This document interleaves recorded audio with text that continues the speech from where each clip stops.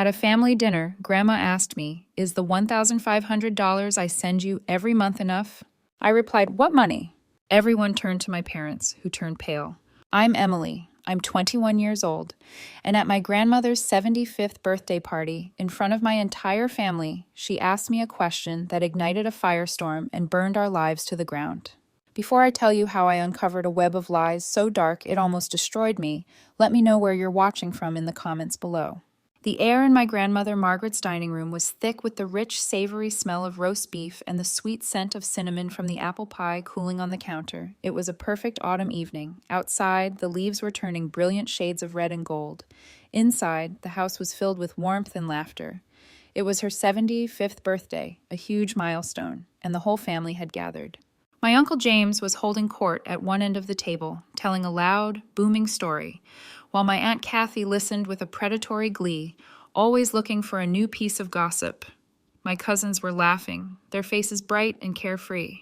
For a fleeting moment, as I watched my dad Robert chuckle at one of my uncle's jokes, and my mom Elizabeth smile that picture-perfect smile, I allowed myself to feel a sense of peace. We almost looked normal, happy, the kind of family you see in a Thanksgiving movie. I was sitting quietly, a ghost at the feast, trying to absorb some of the warmth. These moments were a luxury I couldn't afford. My life was a frantic juggling act. Classes, studying, and 2 part-time jobs that sucked the life out of me and barely paid for my tuition and cheap apartment. But for Grandma Margaret, I would always show up. I would move mountains for her. She was the sun around which our family planet orbited. At 75, she was sharper than people half her age, with intelligent eyes that seemed to see right through you. She caught my eye from across the table and gave me a genuine, warm smile. It was a smile of pure affection, a smile that made me feel seen, something I hadn't felt from my own parents in years. She waited for a lull in the conversation. Then her voice, clear and strong, cut through the remaining chatter. The room quieted instantly. Everyone respected her. "Emily, dear," she said, her focus entirely on me. "I've been meaning to ask, and I keep forgetting. Is the $1,500 I send you every month enough?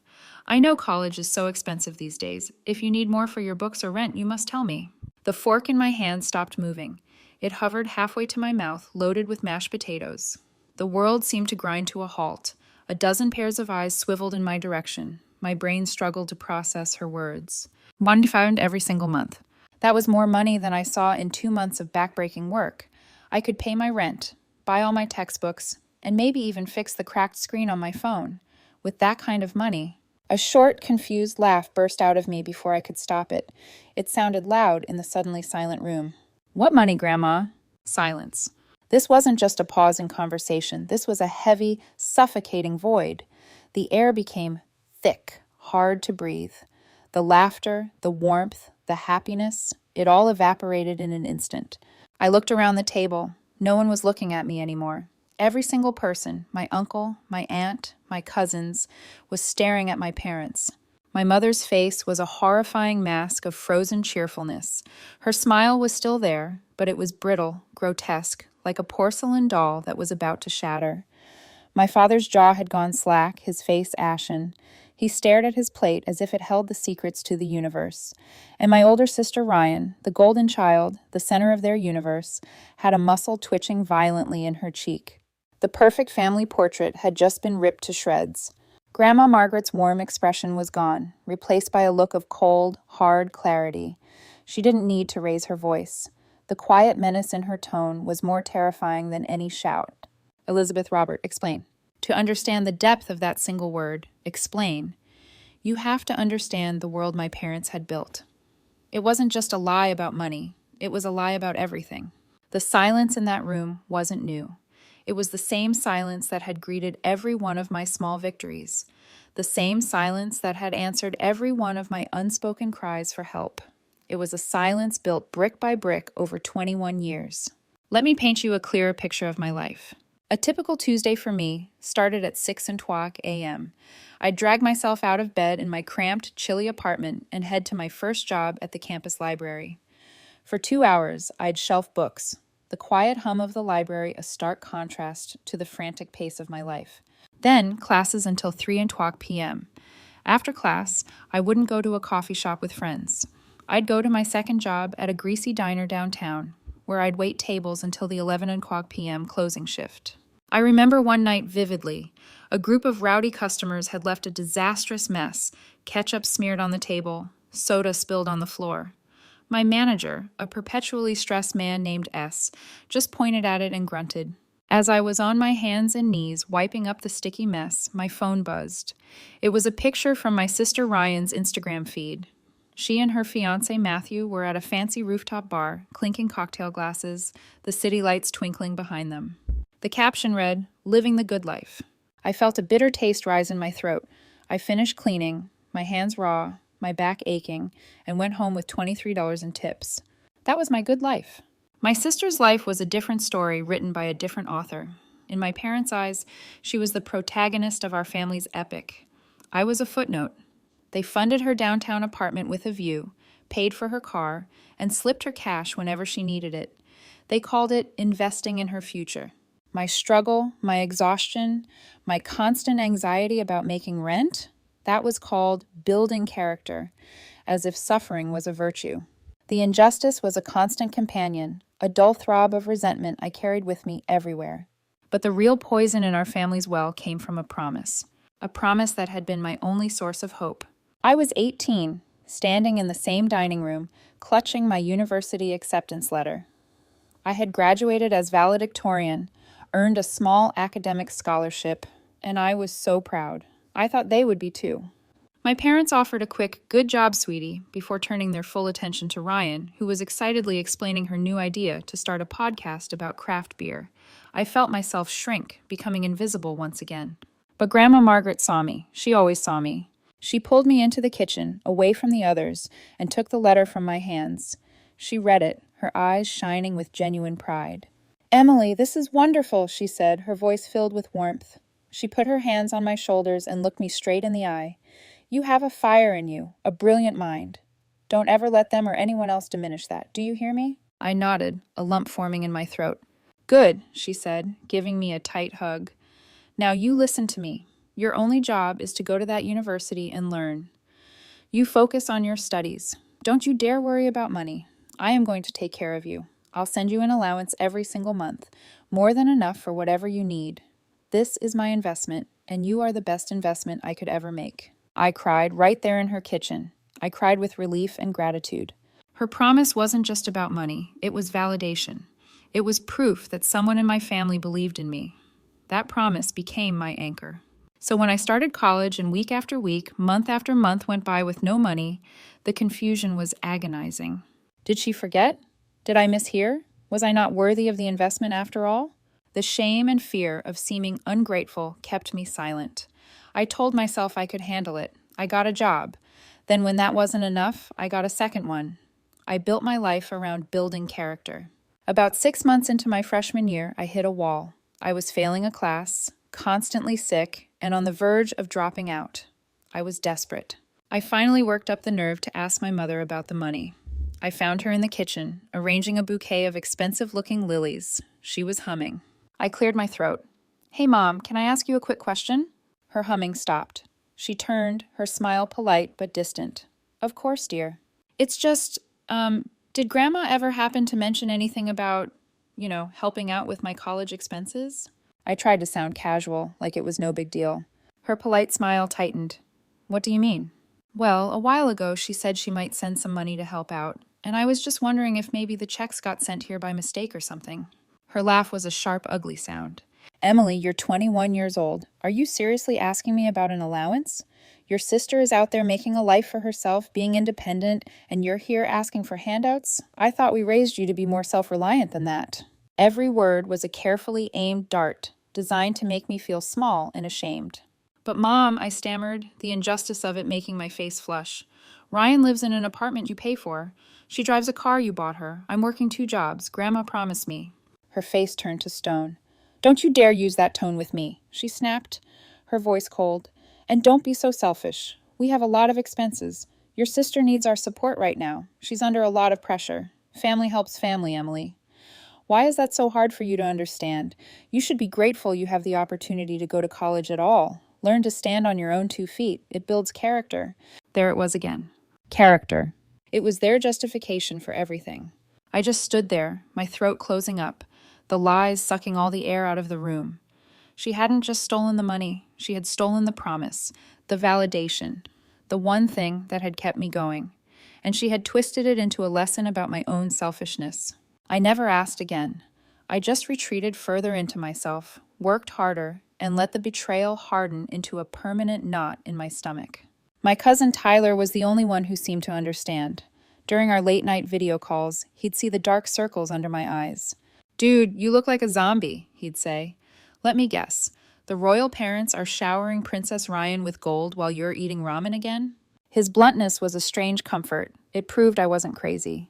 Now, back in that silent dining room, the knot in my stomach was finally unraveling. The poison was coming out. My father Robert was the first to speak, his voice thin and unsteady. "Now, Margaret, it's not what you think. It was a misunderstanding." "A misunderstanding?" Grandma's voice was dangerously low. "Yes," my mother chimed in, her voice unnaturally bright. "We were just holding the money for her, for safekeeping.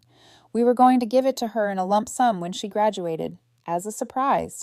The lie was so audacious, so insulting that I almost laughed. Grandma didn't laugh. "A surprise," she repeated flatly. "You were safekeeping $54,000 from your daughter, who has been working herself to the bone for 3 years. As a surprise? Well, when you put it like that," my father stammered. "The truth is, Ryan needed our help. She had a difficult situation." "A rough patch," my mother added quickly. "A temporary rough patch. It's all sorted now." Sorted. They had stolen my future, and they called it sorted.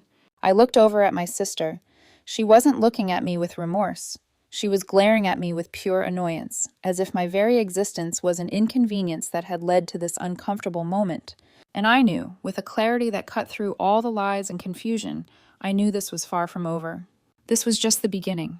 My parents' explanation was so flimsy it was insulting. Safekeeping. A surprise.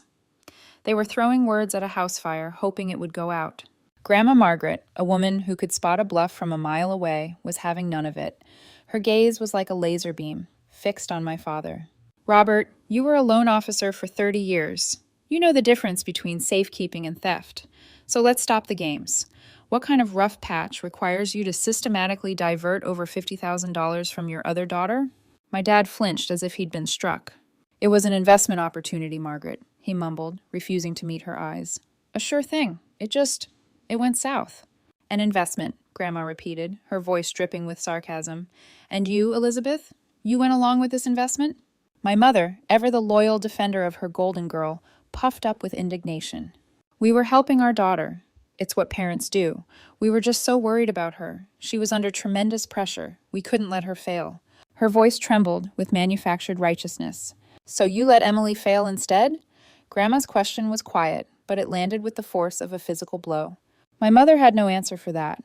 I couldn't stay silent any longer. My own voice, raspy and raw, cut in.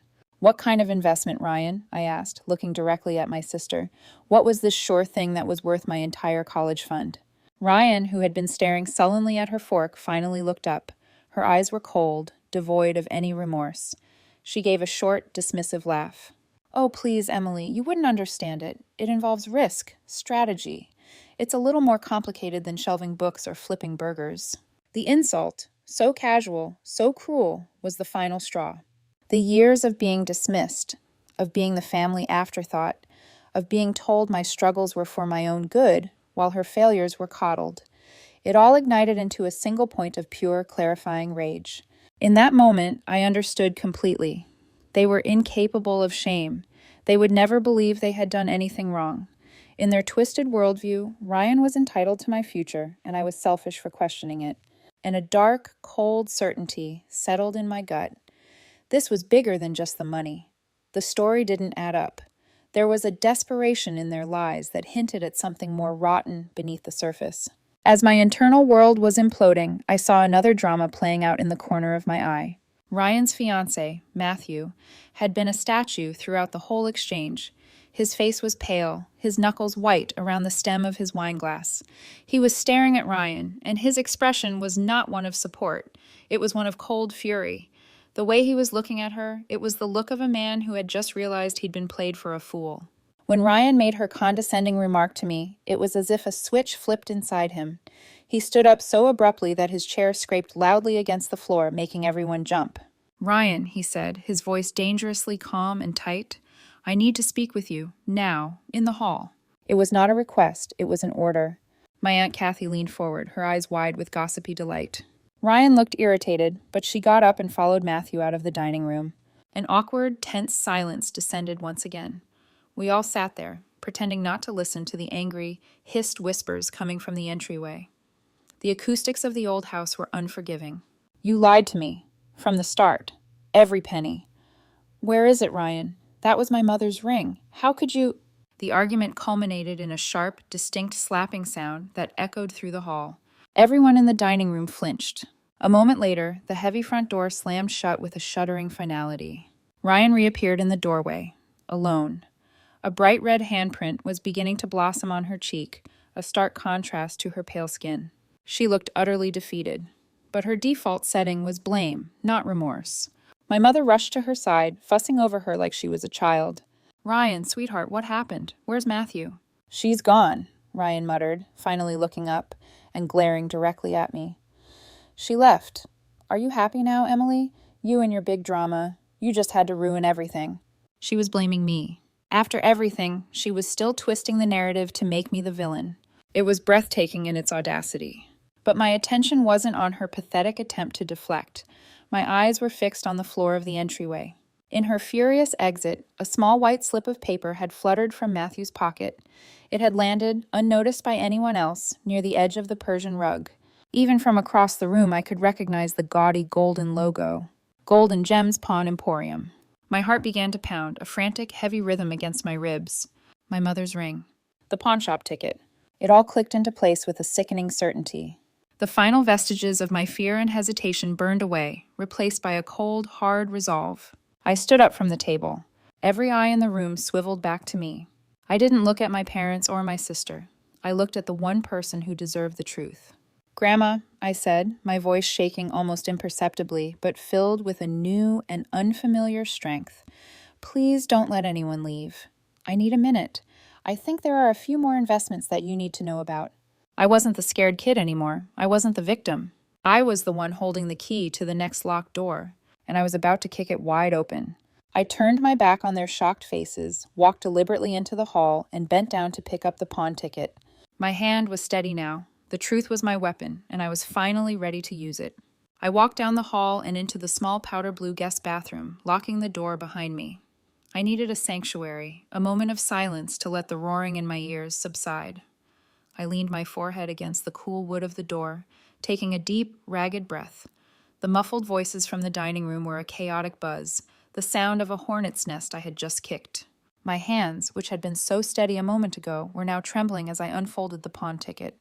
The clinical typed words felt like a punch to the gut. Item 1.5 carat diamond solitaire engagement ring, GIA certified. Payout $2,000. She had sold her future with Matthew for $2,000. The sheer desperation of it was staggering. This wasn't a rough patch. This was a five-alarm fire, and my parents were the ones holding the gasoline cans. My first impulse was pure rage. I wanted to storm back in there, shove this piece of paper in Ryan's face, and watch her squirm. But I knew exactly what would happen. More lies, more denials. My mother would conjure some elaborate story about the ring needing repairs. My father would stare at his shoes. They were experts at deflection, at creating a reality distortion field around Ryan. I needed more than a pawn ticket. I needed something ironclad, something that even they couldn't lie their way out of. And I knew where to find it. Ryan's old bedroom upstairs. She was staying there for the weekend, and the room was a perfect monument to her arrested development. It was a place where secrets could fester.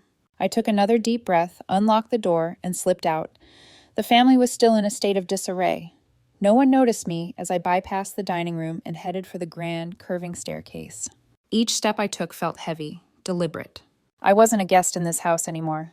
I was a ghost, haunting the scenes of a crime, searching for justice. The upstairs hallway was dark and quiet. Ryan's door was at the far end. I pushed it open. It let out a soft creak. I slipped inside, my heart pounding, and gently closed it behind me. The air in the room was stale, a mixture of unwashed laundry and cheap body spray. Clothes were scattered on the floor. A half-eaten bag of chips sat on the desk. This wasn't the room of a woman with investment opportunities. It was the den of a teenager. My eyes scanned the room, looking for anything out of place. Where does a person hide their darkest secrets? I started with the desk, rifling through junk mail and old college textbooks. Nothing.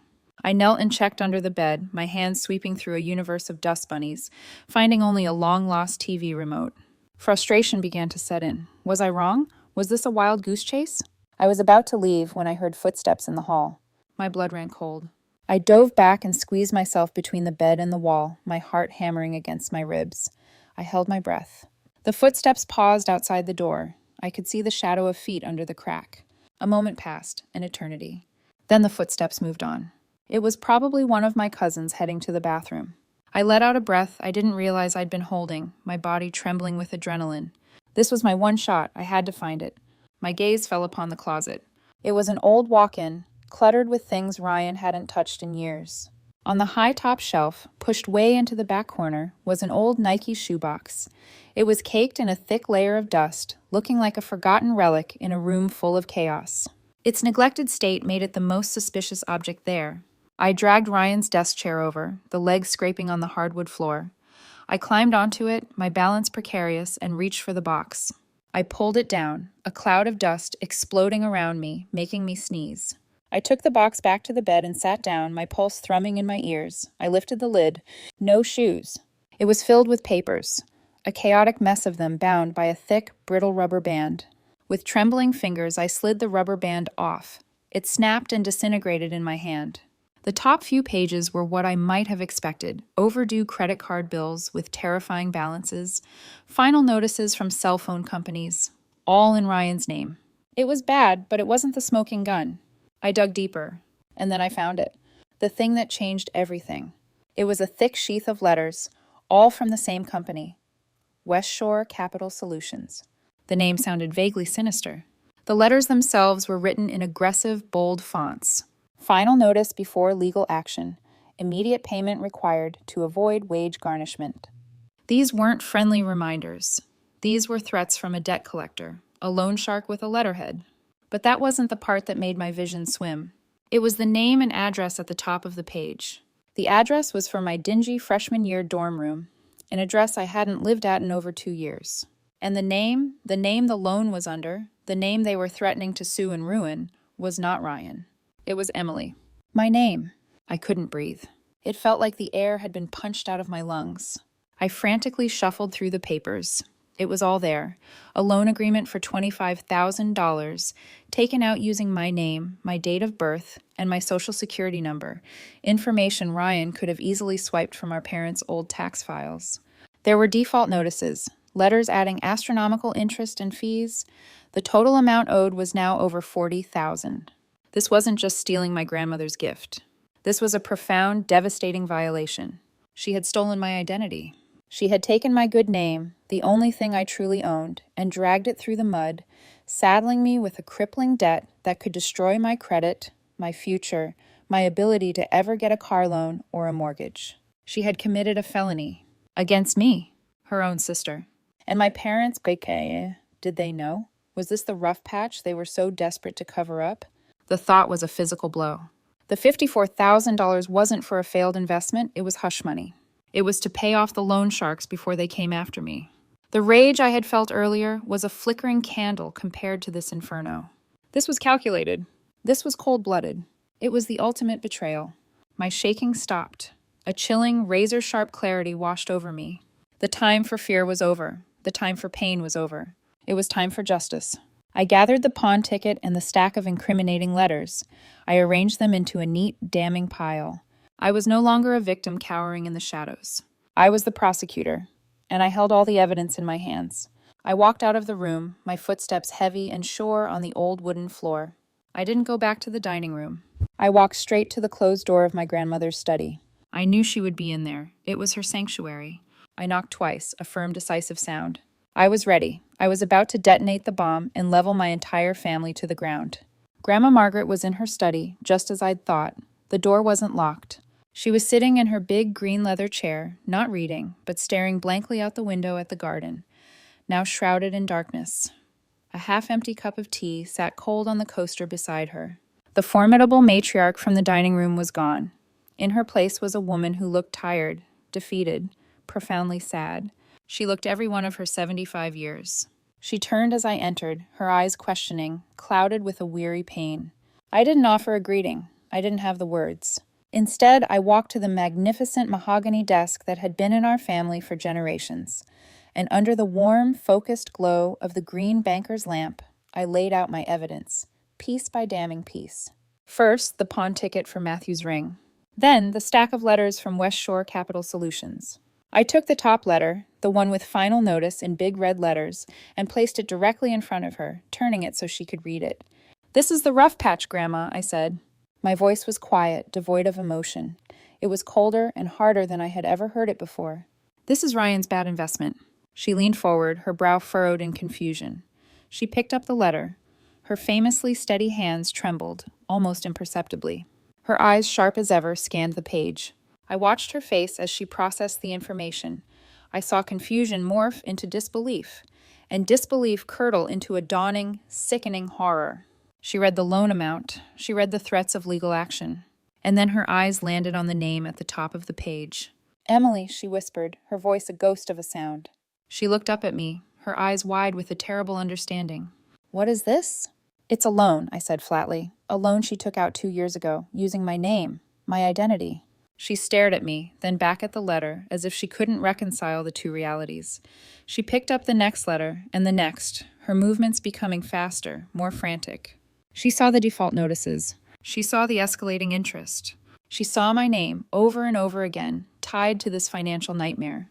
When she finally looked up at me again, her face was a mask of stone. The sadness was gone, the weariness was gone, the anger was back. But it was a new and terrifying kind of anger.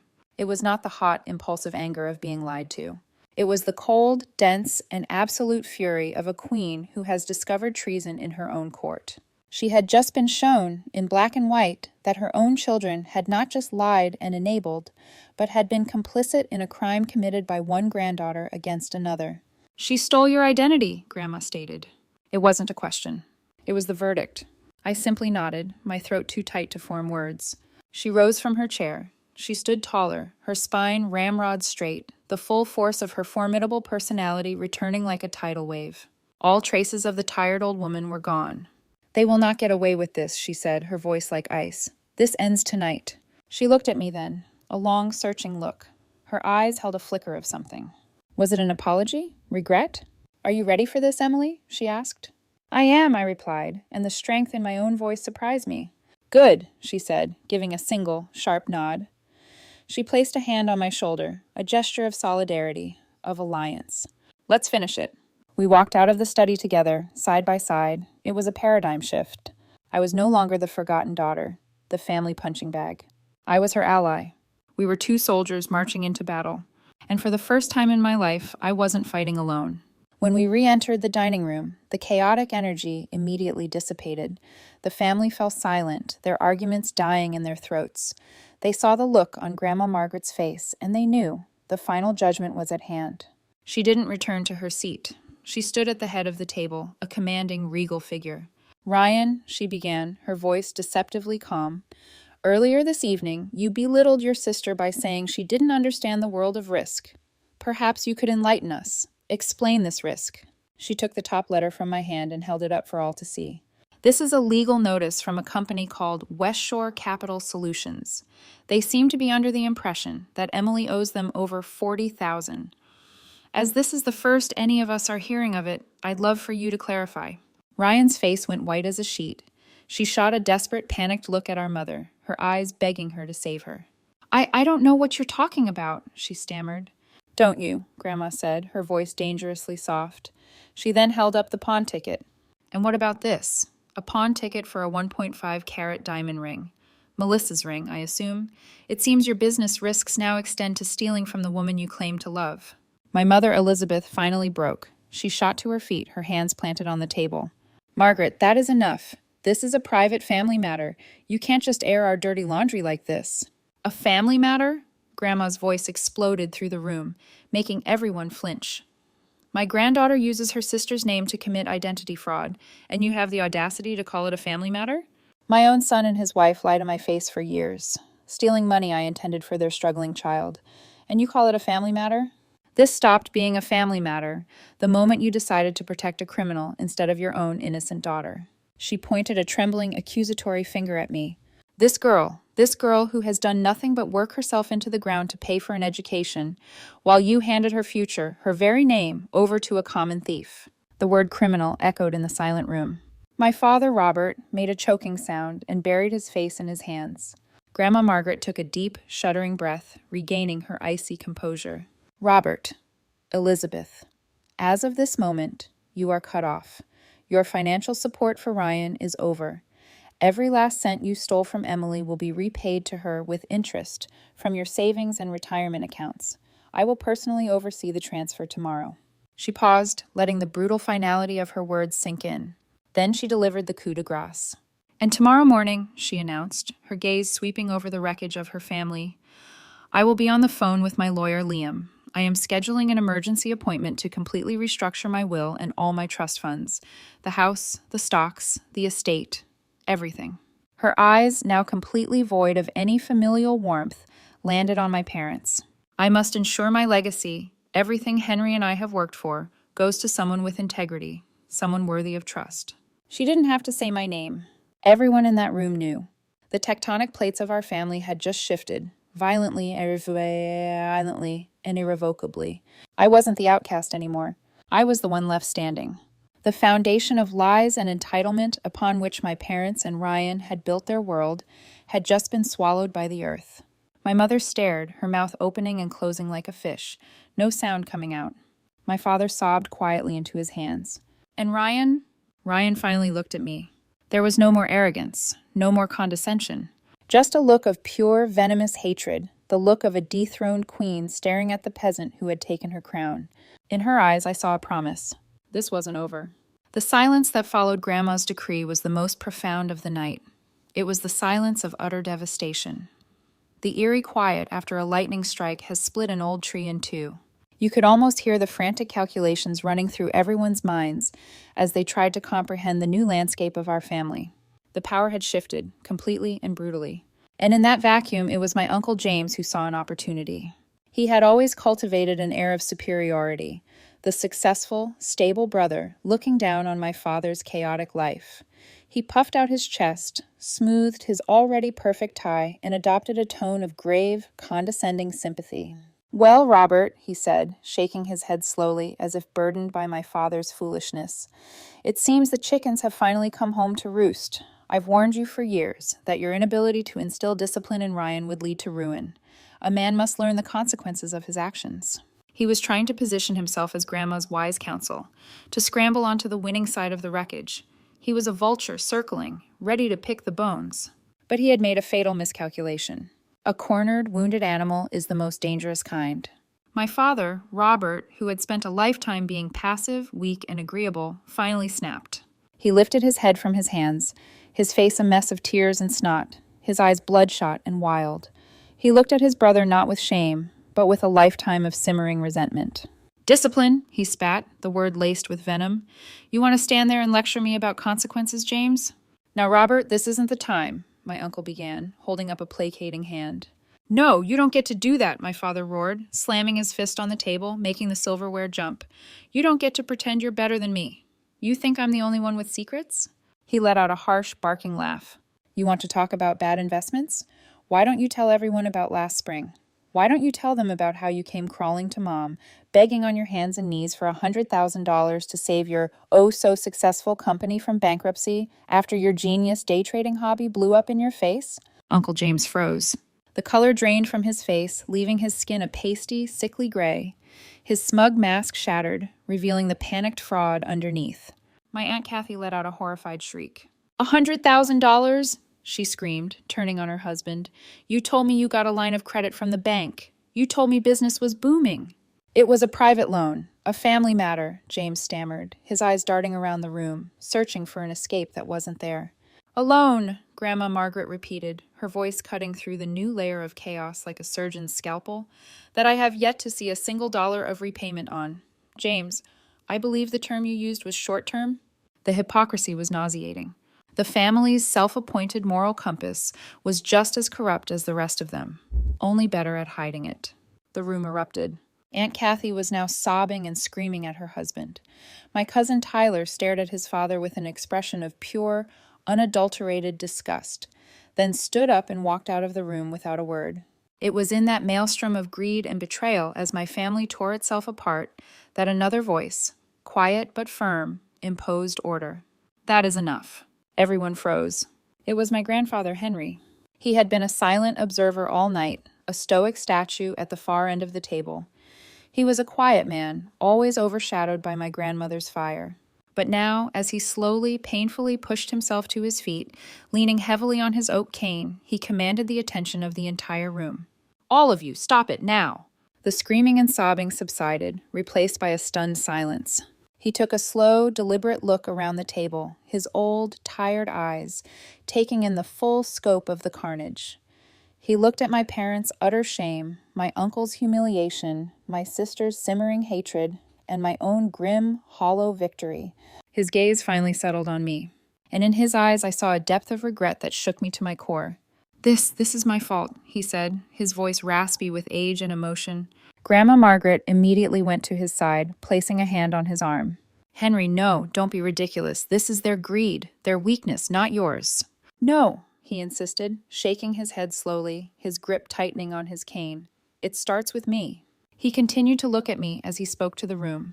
"It was my idea, all those years ago, when your grandmother first told me her plan to send you the money for college, Emily. I was the one who said, 'Margaret, just send it to Robert and Elizabeth's account. It's simpler. It avoids any complicated gift tax paperwork. They're her parents,' I said. 'They'll do the right thing and make sure she gets it.'" I thought I was being pragmatic. I thought I was being helpful. He took a shaky, shuddering breath. "I never imagined this." He turned his disappointed gaze upon my parents. "My simple, stupid, practical advice gave you the key to a door you never should have opened. It gave you the means to betray your own daughter, day after day, for years. And for my part in that, for my silence, I am so very sorry, Emily. I failed you as a grandfather." His confession was a gut punch. It wasn't an excuse for my parents. It was a tragic origin story. It was the final, heartbreaking piece of the puzzle, revealing how a small, well-intentioned mistake could, in the wrong hands, fester into a world-shattering betrayal. The fight drained out of the room, sucked away by the gravity of his words. In the ringing silence that followed, I finally found the strength to end it. I stood up, my legs feeling steadier than they had all night. I faced my parents and my sister, not with anger, but with a quiet, profound finality. "I don't want an apology," I said, my voice clear and calm. "An apology means you're sorry. You're not sorry for what you did. You're only sorry that you got caught." I looked at my mother, whose face was stained with tears of self-pity. I looked at my father, who couldn't even meet my eyes. I looked at Ryan, whose hatred was a palpable force in the room. "So this is what's going to happen," I continued. "I am walking out of this house tonight, and I need time. I need space. A lot of it. Don't call me. Don't text me. Don't try to find me. When I am ready, if I am ever ready, I will be the one to make contact." I turned my back on them. I walked over to my grandfather and grandmother. I put my arms around Grandpa Henry's frail shoulders and hugged him tightly. Then I hugged my grandmother. "Thank you," I whispered. And with that, I walked out of the dining room, out of the front door, and into the cool, clean night air, leaving the smoldering ruins of my family behind me. I didn't look back. Walking away from my family that night felt like stepping out of a burning building. The air outside was cold and sharp, but I could finally breathe. The year that followed was a slow, arduous process of reconstruction, like rebuilding a city after an earthquake. It was painful, it was messy, and there were days when the aftershocks of grief and anger nearly knocked me off my feet. But it was also the first year of my real life. Grandma Margaret was as good as her word, and twice as ruthless. The following Monday, my new bank account, which she had established with a single phone call, received a deposit for $54,000, plus an additional $10,000 for what her lawyer Liam dryly termed punitive damages and emotional distress. The financial pipeline to my parents' home was severed completely. Within a few months, I heard through Tyler that they had to take out a second mortgage on their house to stay afloat. They sold Ryan's flashy sports car. The cushy, consequence-free world they had built for her had evaporated overnight. The freedom that money gave me was staggering, but not in the way you might think. I didn't go on a spending spree. The first thing I did was quit my night job at the diner. I walked in, thanked S for the opportunity, and handed him my apron. The relief was so immense it felt physical, like a heavy, greasy coat I'd been forced to wear for years had finally been taken off. I kept my quiet part-time job at the campus library. Not because I needed the money, but because I loved the peaceful order of it. It was my sanctuary. For the first time in my academic career, I wasn't just surviving, I was thriving. I poured all my newfound time and energy into my studies. I met with professors during office hours. I joined a study group. My grades, which had always been decent despite my circumstances, skyrocketed. I made the dean's list that first semester, and every semester after. I was no longer the exhausted ghost haunting the back of the lecture hall. I was an active, engaged participant in my own future.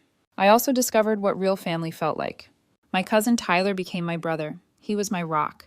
He never pushed me to talk about the night, but he was always there when I needed to. He'd call me up, "Hey, Em, I'm ordering a pizza and putting on the game. Get over here." Those nights, sitting on his lumpy couch, yelling at the TV, felt more like home than my actual home ever had. He told me his parents, James and Kathy, were in intensive marriage counseling. The implosion at the party had shattered their carefully curated image, and they were trying to see if there was anything real left underneath. "Dad's a mess," Tyler admitted one night. He's finally realizing that respect is something you earn, not something you inherit. My roommate, Jake, was my other pillar. He was a quiet, unassuming guy, but he had a deep well of empathy. He was the one who found me one night, sitting alone in the dark of our living room, just staring at the wall, the phantom pains of my old life flaring up. He didn't say, "It'll be okay," or "You should forgive them." He just sat down on the floor next to me, handed me a beer, and sat there in the silence with me for an hour. His quiet companionship was more healing than any words could have been. And my relationship with my grandparents was reborn. We had dinner every Sunday, just the three of us. It was in those quiet evenings that I truly got to know them. Grandpa Henry would ask me about my political science classes, and we'd have long, thoughtful debates. He started treating me not as a grandchild, but as an intellectual peer. Grandma Margaret would tell me stories about her own struggles as a young woman starting a business in a man's world. They were showing me their true selves, their vulnerabilities, and their strengths. They were teaching me what a legacy of integrity really meant. My old family tried to breach the wall of silence I had built. The first few months, it was a barrage of angry, hate-filled voicemails from Ryan, blaming me for ruining her life. I deleted them all without listening past the first few seconds. Then the campaign from my mother began. It was a series of texts, each one a masterclass in manipulative guilt. One would read, "Emily, I hope you're happy. Your father's blood pressure is dangerously high because of all the stress." Another, "We miss our daughter. This silence is tearing your family apart. It's time to let go of the anger and forgive." And the one that made me finally block her number, "I don't understand why you are doing this to me, after everything I've done for you." Not once did any of them contain the simple words, "I am sorry for what we did." It was always about them, their pain, their stress, their needs. It proved to me that my decision had been the right one. They hadn't changed. They had just lost their power over me. Almost exactly a year after the party, just a few weeks before Thanksgiving, my phone rang. It was an unknown number. I almost let it go to voicemail, but some instinct made me answer. "Hello?" I said. A pause, then a voice I hadn't heard in a year. "Emily, it's Dad." He sounded different, thinner, tired. I stayed silent. "Listen, Emily," he said, and I could hear the nervousness in his voice. "I know you said not to call, but your mother, we were hoping you might consider coming for Thanksgiving, just for dinner, to try and, start over, be a family again."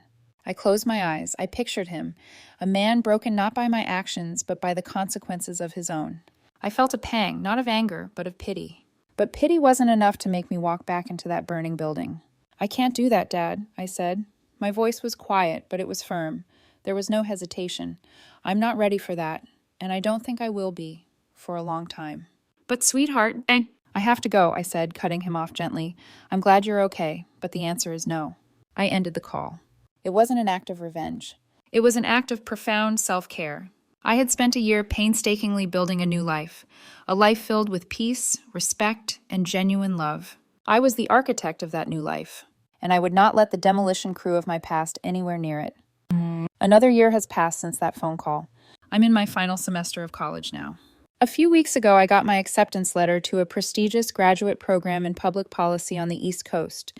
It's a dream I never would have even allowed myself to have back when I was running on 3 hours of sleep and a diet of instant ramen. Life isn't just stable anymore, it's full of promise. The Sunday dinners with my grandparents are still the anchor of my week.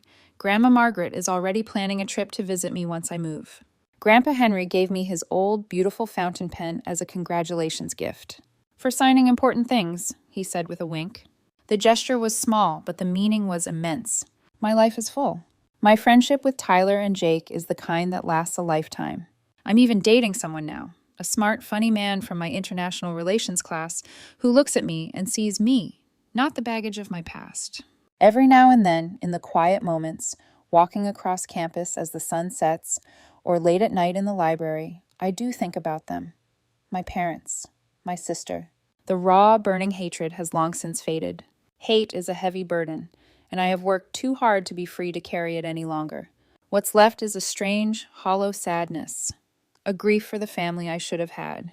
I feel sad for the mother who was so blinded by favoritism she couldn't see her other daughter's pain.